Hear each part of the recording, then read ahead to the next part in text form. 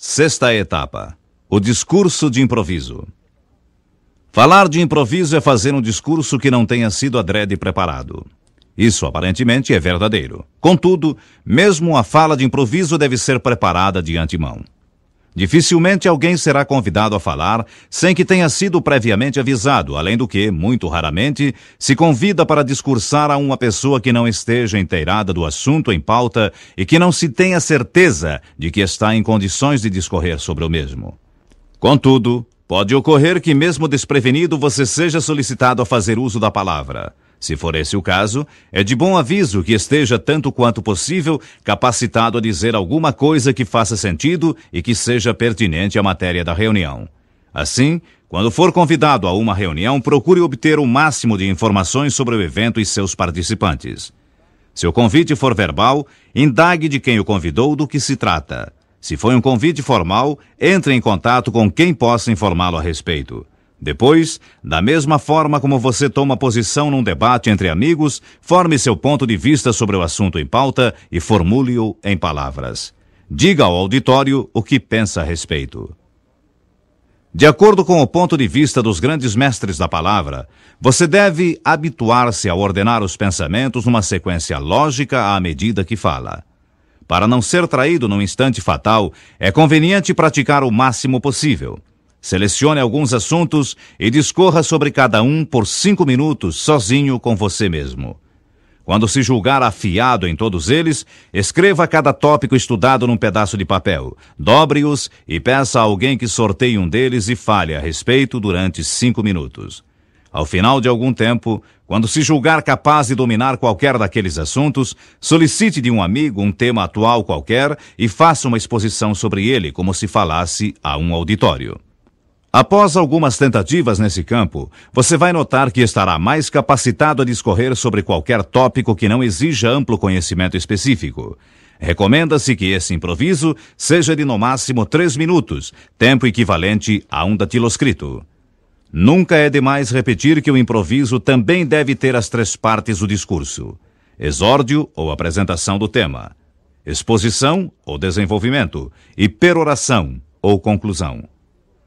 Vamos ver como fazer um discurso de saudação de improviso. O orador deve, primeiramente, identificar-se de maneira discreta na apresentação, como neste exemplo. Na condição de acadêmico da Faculdade de Direito do Largo de São Francisco, saúdo o ilustre professor no dia de seu aniversário natalício, interpretando o pensamento de meus colegas. Na segunda parte, exposição, traçar um perfil do homenageado, contando, se possível, um fato ligado à sua vida no magistério superior. Ao traçar o perfil, falar de suas virtudes que o tornam querido de todos os estudantes. Na terceira parte, peroração, dizer da grande satisfação dos alunos ao prestarem aquela merecida homenagem e concluir rapidamente com uma passagem como, por exemplo: a vida do professor é uma jornada a favor da verdade e da formação das futuras elites dirigentes do país. O Brasil precisa de líderes de cultura superior. Segundo Riley, certos tópicos podem ser seguidos num esquema geral sobre o assunto discursos de improviso como estes. Primeiro, um cumprimento. Segundo, um pensamento ajustado à ocasião. Terceiro, se necessário, desdobrar esse pensamento em pormenores ou ilustrações. Quarto, uma expressão de boa vontade. E ele continua dizendo que se a reunião requerer um esforço mais sério, devem ser introduzidas no discurso outras técnicas já expostas neste programa, tais como: planejar cuidadosamente a introdução. Se for discorrer sobre assunto controverso, estar certo de que as considerações preliminares sejam hábeis. Desenvolver a discussão ou argumento, considerando que os pontos por você apresentados devem ter boa sequência. Assim, enquanto estiver fazendo as observações preliminares, experimente pensar antecipadamente sobre o que vai dizer nos tópicos seguintes. Apelar para a ação definida. Não é raro um discurso de improviso se tornar fraco em virtude de um final incerto e indefinido. Às vezes, obviamente, não se pode fixar um grande problema, fazendo alguns poucos reparos, mas é possível finalizar o discurso de tal modo que deixe a impressão de progresso. Improvisar, portanto, nada mais é que falar, no momento, sem notas e sem leitura, sobre aquilo em que se tenha meditado antes com relação ao assunto a que se é chamado a dialogar. Decálogo do discurso de improviso. Não aceitar o improviso imediatamente, isto é, antes de pensar no que vai dizer. Observar o tempo de 5 minutos, correspondente a 2 laudas datilografadas em espaço duplo. Observar a divisão clássica, exórdio, exposição, peroração. Todo discurso deve ter começo, meio e fim. Evitar o exórdio longo, isto é, o começo deve ser rápido. Terminar ou perorar no tempo de 1 minuto com uma mensagem. Destacar pensamentos apresentados pelos oradores que falaram antes, citando-lhes os nomes necessariamente.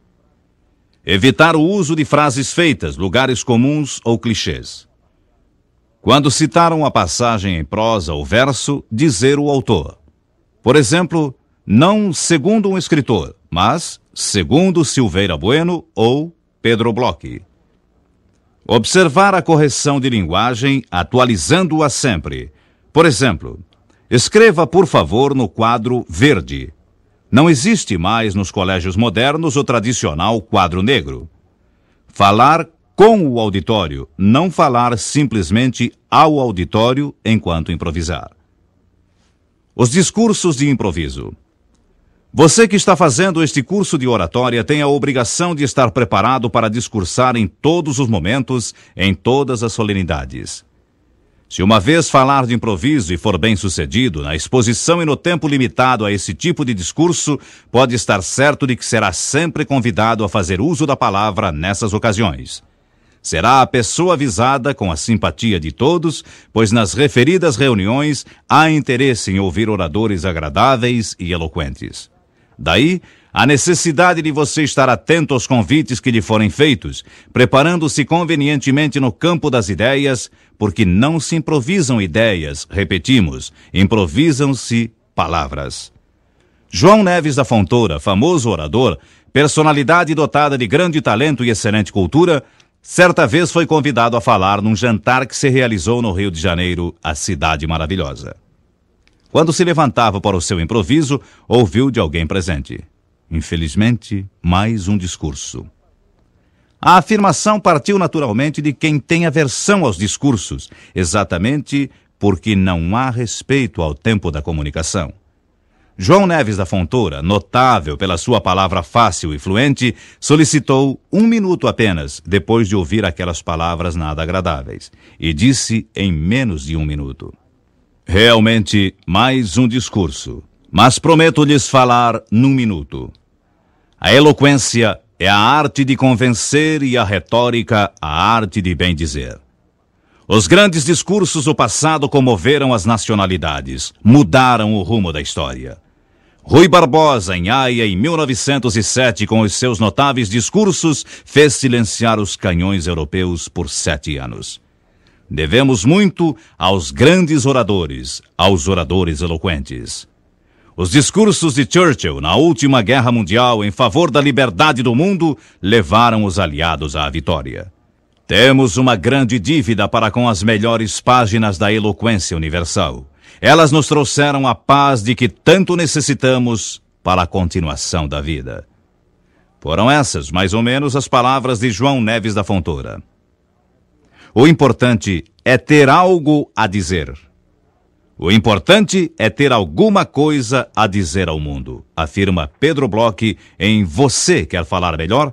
Mesmo quando se fala mal, mesmo quando a voz é anormal, mesmo quando se tropeça nas palavras.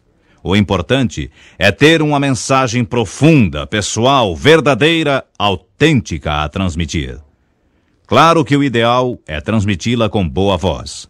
Mas ninguém deve se deixar embalar pela sonoridade magnífica, pela música das palavras, mais do que pela música das ideias, do sentimento, do conhecimento.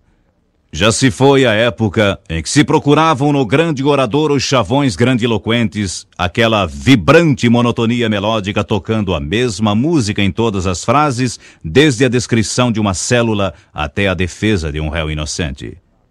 O excesso de metáforas, antíteses, inversões, trocadilhos e alusões clássicas despersonaliza. O preciosismo é rococó. A meticulosidade nunca deve deslocar a fluência. A voz jamais deve mascarar a ideia. Todo orador, por mais sábio ou simples, tem algo a dizer a todos nós. Existe uma dimensão universal, repito, em cada ser humano. E essa dimensão pode ser encontrada se alguém se arranca do fundo de si mesmo e se expressa o melhor que é. Cada qual tem seu modo, sua maneira de ser, conclui Pedro Bloch. Cada ser humano tem seu jeito de falar. O conhecimento de cada um amplia nossa própria alma, nosso horizonte. Vamos então ao plano de um discurso de saudação a um aniversariante, mas que deva ser improvisado. Cabe aqui a pergunta: pode-se fazer o plano de um improviso? Sim, porque o orador que constantemente é convidado a falar deve ter em mente o que vai dizer no exórdio, na exposição e peroração. Para saudar um aniversariante, o orador deve, no exórdio, identificar-se para que todos saibam que fala em nome de seus amigos, colegas ou companheiros de trabalho. Na exposição, ou meio, contar uma história referente ao homenageado, exaltando-lhe as qualidades pessoais. Na peroração, ou fim, desejar-lhe uma longa existência e transmitir aos presentes um pensamento que fique, que permaneça. Por exemplo, a vida vale a pena ser vivida porque servimos. Ou este pensamento de Fernando Pessoa: valeu a pena? Tudo vale a pena se a alma não é pequena. O orador que improvisa deve comparecer preparado para pronunciar seu discurso.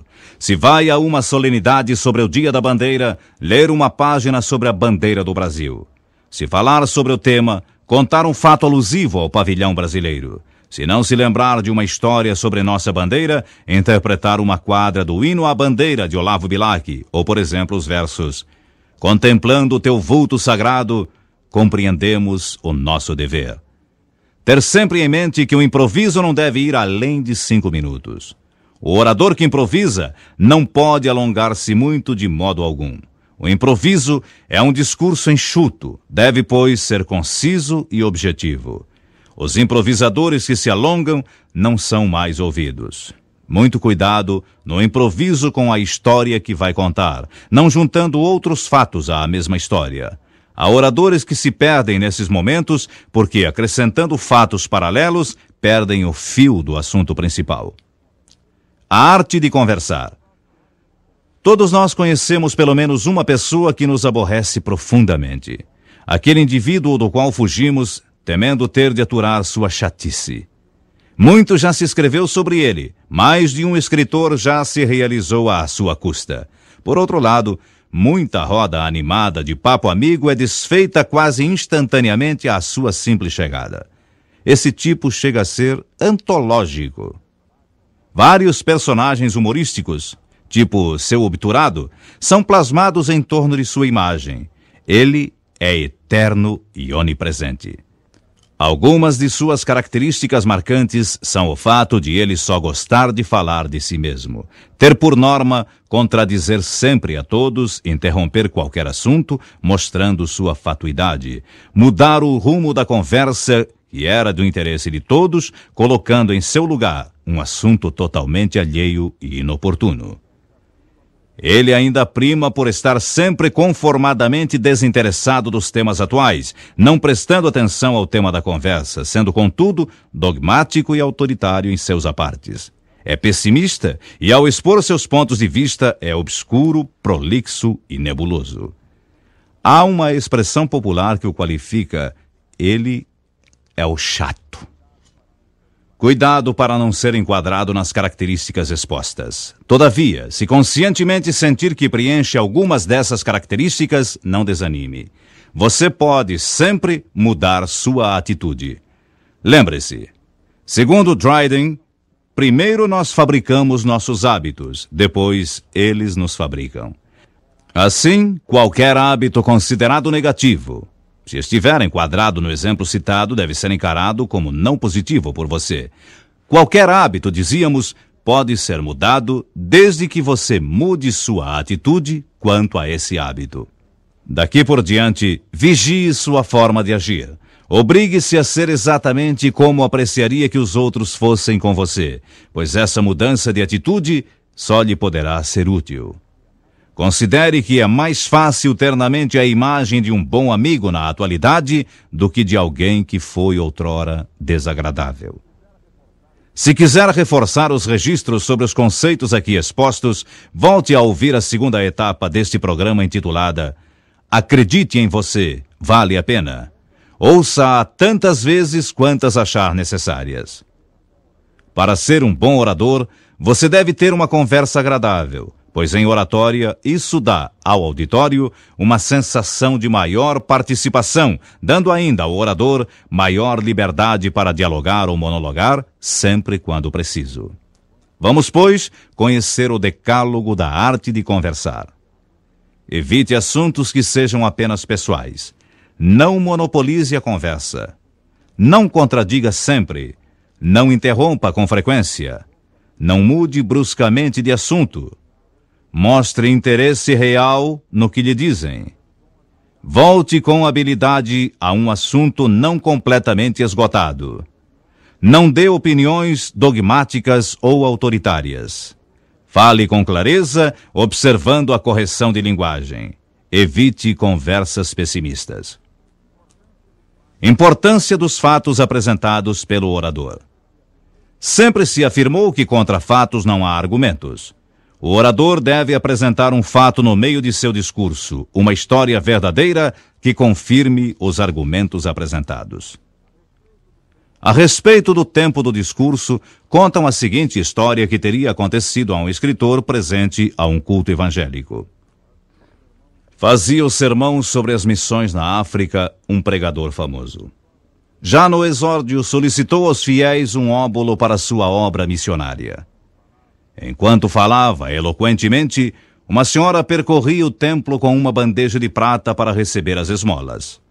O escritor presente, conhecido na cidade pela sua avareza, deu para surpresa geral uma moeda de ouro. Quase todos procuraram acompanhá-lo em sua surpreendente generosidade. Era costume na igreja passar a bandeja outras vezes. No retorno, o referido escritor deu uma moeda de prata. Na terceira vez, uma moeda de níquel. E o orador sacro continuou a falar. Na quarta passagem, retirou a moeda de ouro, depois a de prata e, finalmente, a de níquel. O pregador, que se estendia muito, resolveu finalizar seu sermão pedindo a presença em seu gabinete do conhecido escritor. E perguntou-lhe por que agira daquele modo. O escritor respondeu ao pastor: Dei de coração as 3 moedas empolgado pela sua eloquência. Depois as retirei para cobrar o tempo que me fez perder ouvindo o seu longo discurso. É realmente importante o fato apresentado para dar uma ideia do tempo que se deve observar num profundo respeito ao tempo disponível do auditório. Dale Carnegie costumava dizer humoristicamente aos seus alunos que todo orador deveria experimentar falar sobre uma perna só e observar apenas aquele tempo de equilíbrio acrobático. Se no exórdio o orador disser que apenas falará 10 minutos e souber cumprir o tempo exatamente, haverá grande interesse pela sua alocução ou discurso breve. A parte gravada desta etapa termina aqui. A seguir, leia atentamente a relação de erros gramaticais comumente cometidos e, pela repetição da leitura, condicione-se a evitá-los. Isso é muito importante em oratória. Aqui termina esta etapa. Para melhor aproveitamento do programa que você vem fazendo, é importante que ouça cada uma das etapas em ordem sequencial e tantas vezes quantas achar necessário para uma boa assimilação do